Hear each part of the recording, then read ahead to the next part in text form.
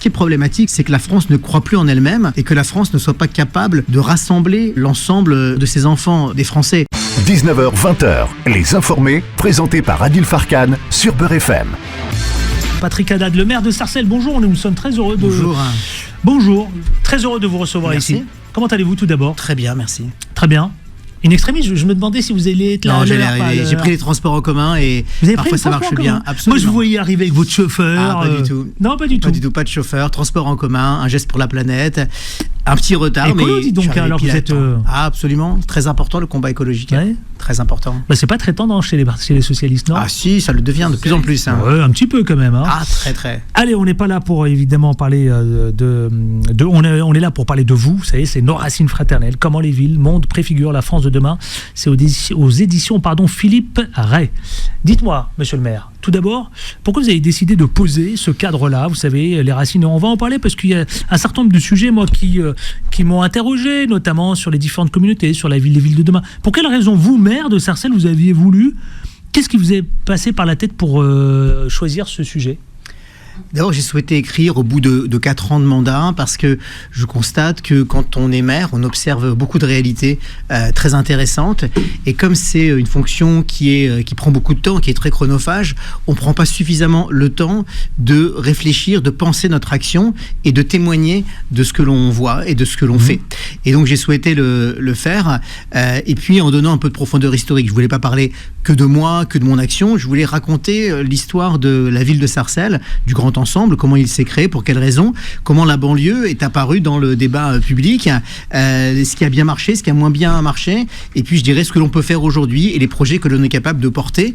Et je le dis dans l'introduction, j'invite les collègues à en faire autant parce que je crois que c'est un exercice qui est à la fois très intéressant pour nous-mêmes et pour mieux concevoir notre action, mais qu'aussi on peut apprendre les uns des autres. Chaque maire gère finalement un peu une petite France dans sa commune. Alors, et qui a beaucoup d'enseignements à tirer. Il est intéressant votre livre, je l'ai lu entièrement, vraiment. Je l'ai lu de façon numérique en plus. Mais je vais vous dire pourquoi j'ai beaucoup aimé, parce que vous mettez en situation plein de choses, mais on va en parler. Moi, ce qui m'a... D'abord, première question, on est en République. Vous dites, vous faites une citation. Oui, Bernard Maris. Exactement, Bernard Maris. Et si on aimait la France, si on est en République, ne donne plus cet immense espoir des années 50, 60, où l'on sentait la France rattraper le niveau de vie des anglo-saxons et s'installer dans une ère de liberté magnifiée par la voiture et les voyages. Quel espoir donne aujourd'hui aux enfants et aux jeunes ce cri joyeux poussé par les générations de leurs parents et leurs grands-parents ? Moi, la question est très simple. Est-ce que vous avez le sentiment, vous, monsieur le maire, Patrick Haddad, que la France est toujours cette grande France qu'on a connue justement il y a encore quelques années? On a le sentiment, je vous le dis clairement, on a le sentiment que la France perd du chemin, perd du terrain et qu'elle a perdu surtout de sa grandeur. Oui, je pense que c'est au moins partiellement vrai, mais qu'il n'y a pas de fatalité. D'abord, il y a la question du destin de la France. C'est vrai que quand on a l'émergence de puissances internationales comme la Chine, par exemple, ou un certain nombre de pays d'Amérique du Sud ou l'Inde, c'est vrai que le continent européen, la question se pose pour la France, mais elle se pose pour le continent européen, d'où le fait de vouloir prendre en main le destin européen. Les cartes sont rebattues, c'est vrai, et que la France de demain ne sera pas la France d'hier. Mais c'est pas forcément très grave. Ce qui est problématique, je trouve, c'est que la France ne croit plus en elle-même et que la France ne soit pas capable de rassembler l'ensemble, j'allais dire, de ses enfants, des Français. Et quand on parle des classes populaires qui vivent très largement en banlieue, on a beaucoup d'explications à cela. Moi, c'est ça qui me chagrine et c'est ça aussi mon combat, comme beaucoup de maires de quartiers populaires, mais je pense aussi aux gens qui sont aux maires, mais aussi aux habitants dans le périurbain, dans le monde rural, les gens qui se sentent relégués et qui ne se sentent pas écoutés par le pouvoir. Ça, c'est un problème qui me semble plus important encore que savoir que la grandeur de la France en tant que telle. La France doit rester une grande puissance, elle ne sera pas exactement celle d'hier, mais ce qu'il faut surtout, c'est que tout le monde avance ensemble. Et aujourd'hui, malheureusement, il y a trop de relégations. Ben justement, vous savez, un peu plus loin, la page précisément 62, vous savez, vous dites « Ma cité n'a pas craqué ». Tel est le titre du chapitre 4 donc, de Sarcelles, une utopie réussie, livre, reportage écrit par Linda Bendali, un an après les émeutes nationales de 2005. Bref, je passe et ensuite, après, vous parlez un peu de Vaux-en-Velin, ensuite de Garges-les-Gonesse, et puis un peu plus loin, vous parlez de ça. Ma question, je vous la pose, monsieur le maire. Franchement, est-ce qu'on n'est pas dans une France fracturée, où les communautés se réfugiaient dans les communautés, c'est-à-dire qu'on a les communautés juives, les communautés musulmanes, les communautés africaines, bref, par religion parfois, et parfois par ethnie, et parfois, est-ce qu'on n'est pas en train de se retrouver sous un modèle américain ? Si, malheureusement. Où est passé ce modèle français tout à fait. Il y a encore 10 ans à peine. Oh, un petit peu plus, parce qu'on a, je crois que les choses se sont délitées assez lentement, que malheureusement, oui, en fait, ça vient du fait que on ne croit plus suffisamment en l'avenir. Et à partir du moment où vous ne croyez plus en l'avenir, vous ne construisez pas la France de demain avec l'ensemble de ses citoyens, alors les gens ont tendance à se replier sur leur identité minoritaire, qu'elle soit ethnique, religieuse, culturelle. Vous pouvez avoir ça aussi dans des cercles parisiens très fermés. Il y a effectivement des groupes sociaux qui se parlent de moins en moins. Or, le projet républicain, repli identitaire. Oui, les deux, tout à fait. Ouais. C'est une forme de repli identitaire aussi, de ne fréquenter que des gens qui sont exactement du même milieu, voire de la même origine. Est-ce qu'on n'est pas en train d'assister à la ghettoisation de nos quartiers? Absolument, de façon très, très avancée et presque paradoxalement, les réseaux sociaux, à partir d'un téléphone, vous avez accès au monde entier, vous pouvez sortir du ghetto physique dans lequel on pouvait dire qu'on était enfermé il y a 20 ans par exemple. Et bien on s'aperçoit que c'est l'inverse qui se produit, que l'on reproduit sur les réseaux sociaux des groupes encore plus fermés, encore plus homogènes et souvent avec du repli sur soi. Et pourtant, quand on travaille avec les jeunes, notamment dans les quartiers populaires, mais certainement ailleurs, on voit qu'il y a aussi de l'envie de découvrir le monde, de l'envie de ne pas tomber dans la sinistrose et il faut travailler, il faut redonner espoir à cette jeunesse et pour ça il faut croire dans son pays, il faut croire dans ses citoyens, il faut croire dans ses territoires. Comment lui redonner espoir, monsieur le maire, justement parce que on a l'impression qu'il n'y a plus cet indicateur d'espoir. Quand on voit les quartiers populaires, il y a plus beaucoup se posent la question, notamment sur la question de la politique de la ville. Existe-t-elle encore ? Tout à fait, elle existe de moins en moins parce que elle n'est plus portée, tous ces sujets-là ne sont plus portés politiquement.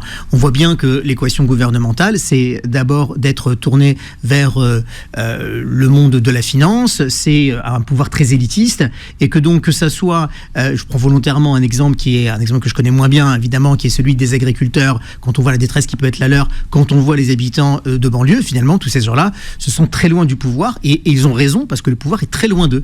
Alors que pour moi la promesse égalitaire, c'est être capable de parler à tout le monde dans tous les coins de France, de faire vivre la promesse républicaine. C'est l'égalité républicaine, c'est la considération qu'on a vers les gens. Alors la promesse républicaine, monsieur le maire, c'est quel avenir pour le quartier populaire ? Tout à fait. Quel avenir ? Tout à fait.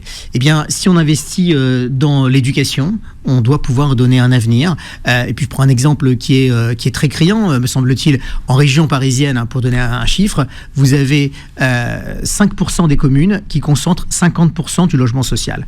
On a des inégalités territoriales dans ce pays, en région Île-de-France et ailleurs, qui sont criantes. Et tant que vous avez ça, tant que vous avez des maires qui refusent d'avoir du logement social et des villes qui concentrent plus de 50% de logement social, vous avez des Frances qui sont très différentes d'un quartier à un autre, et donc des gens qui ne se parlent pas, qui ne se comprennent pas. Et c'est aussi ce qui explique en partie les émeutes de l'année dernière. Vous savez, le conflit israélo-palestine s'invite dans l'Hexagone, s'invite chez nous en France. Vous, le maire de Sarcelles, vous avez décidé d'apaiser un peu à votre manière.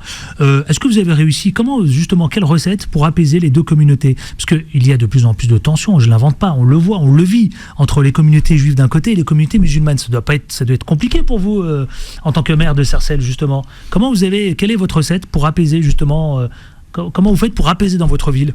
Alors oui, c'est compliqué. Oui, surtout quand on voit la situation actuelle, encore récemment. Ah oui, c'est extrêmement tendu, je dirais, psychologiquement. Oui, c'est très préoccupant. Et oui, c'est une préoccupation de chaque jour. Et on se pose la question de comment on fait. Et finalement, moi, ce livre-là, il sort avant le 7 octobre. Il sort un mois avant. J'avais fini de le rédiger juste avant les émeutes. Et donc, j'ai fait une mise à jour au mois de juillet dernier pour dire que les recettes que je développe, finalement, s'appliquent, y compris à des phénomènes qui se sont produits juste après la rédaction du livre, et pour montrer que avec des politiques locales, on peut aussi apaiser les tensions. Comment ? D'abord, il faut avoir un discours égalitaire. Il faut considérer tout le monde de la même façon, quelles que soient les générations, quelle que soit l'origine. Il faut être ferme sur les principes républicains s'appliquent à tout le monde. Il faut aussi donner de l'espoir que l'on va ensemble essayer de créer une société meilleure dans laquelle chacun aura sa place.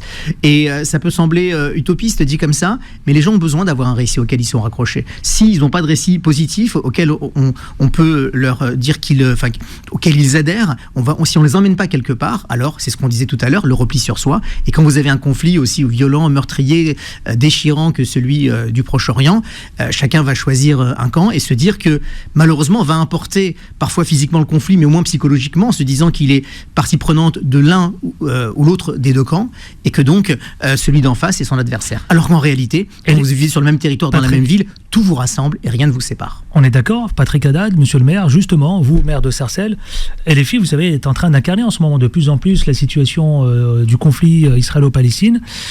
Et beaucoup se posent la question, mais où sont les autres partis qui traitent ce sujet, notamment dans les quartiers populaires ? Alors vous dites quoi justement au sein du Parti Socialiste quand on voit les coups d'éclat à la fois au sein de l'hémicycle ? Est-ce que vous trouvez ça normal ? Comment vous l'avez vécu notamment ? Moi, je suis pas sûr que on rende service, y compris en particulier à la cause palestinienne, avec des coups d'éclat. Je suis pas certain que ça soit la bonne méthode. C'est une manière d'exister. C'est une manière d'exister. Chacun la sienne. On sait qu'on provoque un incident, qu'on va être sanctionné à l'Assemblée nationale. Pendant ce temps, il se passe quand même des choses extrêmement graves. Donc moi, je veux dire ici quand même que la position à la fois du Parti socialiste, de la mienne, elle est extrêmement claire sur la solution à deux États, sur la condamnation évidemment des attentats terroristes du Hamas du 7 octobre, la condamnation extrêmement claire de la politique d'extrême droite suprémaciste du gouvernement de Netanyahou, et d'avoir exactement la même compassion pour les victimes des deux camps.